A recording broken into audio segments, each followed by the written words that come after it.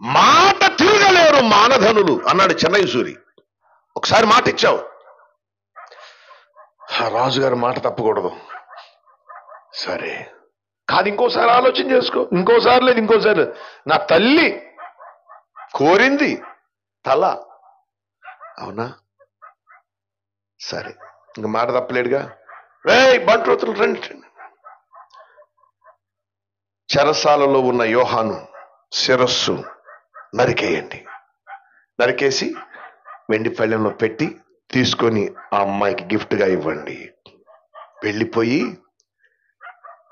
బాప్తిస్మమిచ్చు యోహాను రోషం కలిగిన వాడు, పాపాన్ని ఖండించిన వాడు, పాపాన్ని దాచేవాడు కాదు. సమాజంలో ఎక్కడో అన్యాయం కనపడిన లేచి స్వరమెత్తి మాట్లాడి ఖండించేటటువంటి స్వభావం కలిగిన యోహాను చచ్చిపోయాడు. శిరశ్ఛేదం చేసి తల పట్టుకొని వెండి పళ్ళెంలో పట్టుకొని తీసుకొని వచ్చింది. దేవుని బిడ్డలారా, దేవుడు చూసుంటాడా చూడలేదా? దేవుడు చూస్తున్నాడా లేదా? చూస్తున్నాడు. మనం పాడతాం పాట, అడుగుతాడమ్మా అక్క, అడుగుతాడమ్మా చెల్లి, నీవు చేసిన పనికి లెక్క, అడుగుతాడమ్మో అడుగుతాడమ్మా. అది చూడట్లేదు అనుకుంటారేమో, అన్ని చూస్తున్నాడు. వీడియోలు తీస్తున్నాడు, రికార్డ్ చేస్తున్నాడు, ఆడియో ఉంది, వీడియో ఉంది, అన్నీ ఉన్నాయి. దేవునికి స్తోత్రం. ఏంది ఆయన దగ్గర కూడా ఆడియోలు ఉన్నాయా? ఉండేదే ఆయన దగ్గర. లిటరల్ గా ఉంది, స్వరం ఉంది, రూపం ఉంది. ఏ అడిగి పోరు. దేవదూత పుస్తకం రాసింది చూసి నేనెప్పుడు చేశాను ఈ పని, నేనెప్పుడన్నా నీ మాట. ఇంకో దూత వచ్చింది టేప్ రికార్డు పట్టుకుని, నొక్కో ఆడియో, నువ్వే కన్నది ఈ మాట, ఇది నా స్వరం లాంటి స్వరం, నాది కాదు అన్నది. అవునా?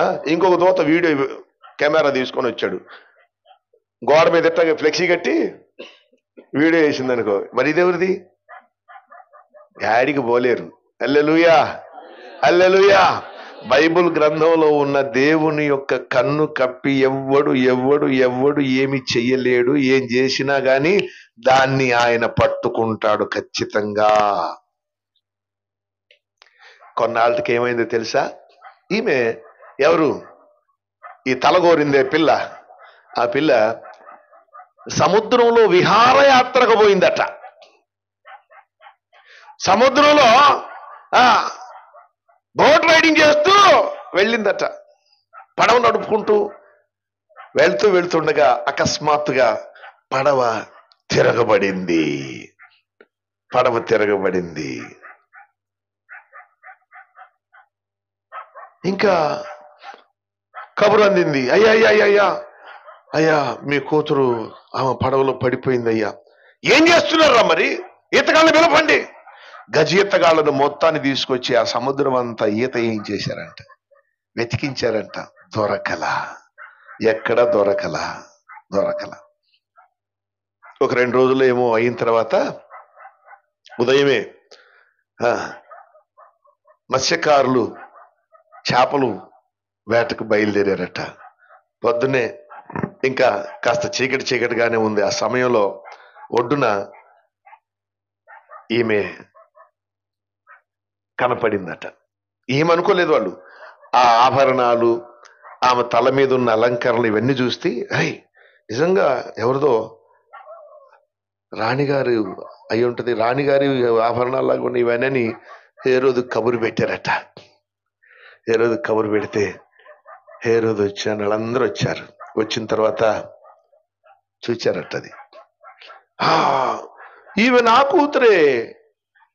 కూతురే అని ఏడుస్తుందంట. లేపండ్రా, బయటికి తీయండి అన్నాడంట. అలా పట్టుకొని లేపితే తల మాత్రం వచ్చింది, బాడీ లేదు. తల మాత్రం వచ్చింది, బాడీ లేదు.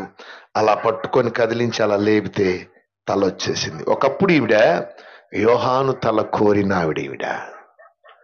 యోహాను తల కోరింది, ఆమె తల అలాగే లేచింది. ఏమనిపించింది? ఏమి అనిపించటాలు గినిపించటాలు ఏమి ఉండవా? దేవునికి స్తోత్రం. మోసపోవద్దు. దేవుడు వెక్కిరింపబడడు. మనుష్యుడు ఏమి విత్తును ఆ పంటనే కోయును. బైబిల్లో హామాన్ అనేవాడు నాడు ఎస్తేరు గ్రంథంలో మొర్దెకైకి 50 మూరల ఉరికమ్మం సిద్ధం చేశాడు. మొర్దెకై కోసం సిద్ధం చేసిన ఆ ఉరికంబం మీద వీడే ఉరిదీయబడ్డాడు. వాడి ప్రాణమే పోయింది. వాడు గుంట త్రవ్వి దానిని లోతు చేసి ఉన్నాడు. తాను త్రవ్విన గుంటలో తానే పడిపోయాను. దేవుని బిడ్డలారా, కాబట్టి మీరు ఏం విత్తుతున్నారో ఆ విత్తేవి క్రియ మూలంగా విత్తుతూ ఉన్నారు. దేవుడు వాటిని తేటగా చూస్తున్నాడు. దేవుడు వాటిని తేటగా చూస్తా ఉన్నాడు.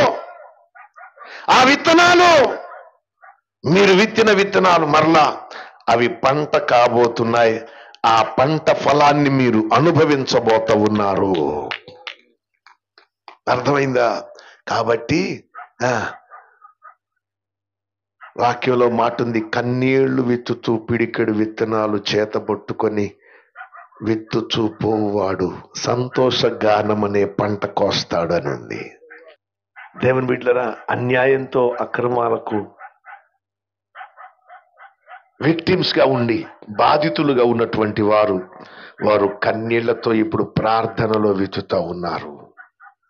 ఒక కాలం రాబోతుంది, సంతోష గానాన్ని వీరు కోయబోతున్నారు. ఆ వరసలో మీరందరూ ఉండాలి. ఇప్పుడు పాపం కనడానికి విత్తనాలు వేస్తున్నారేమో, చేటును గర్భమును ధరించి పాపాన్ని విత్తుతున్నారేమో. దేవుని బిడ్డలారా, దాని ద్వారా మీరు ఏమి కంటారో తెలుసా? మరణాన్నే కంటారు. పాపం వల్ల వచ్చు జీతం మరణం. కాబట్టి పాపమునకు దూరంగా ఉండాలి. పాపము అంటే ఆజ్ఞ అతిక్రమము, నిబంధన అతిక్రమము, వీటికి దూరంగా ఉండాలి. అపోస్తల కార్యాలు పేతురు చెప్పినట్టు, మూర్ఖులకు తరం ఇది, మూర్ఖులకు ఈ తరమునకు వేరై మీరు రక్షణ పొందండి అని వాక్యం సెలవిస్తాం. రక్షణ పొందే కాలం ఇది.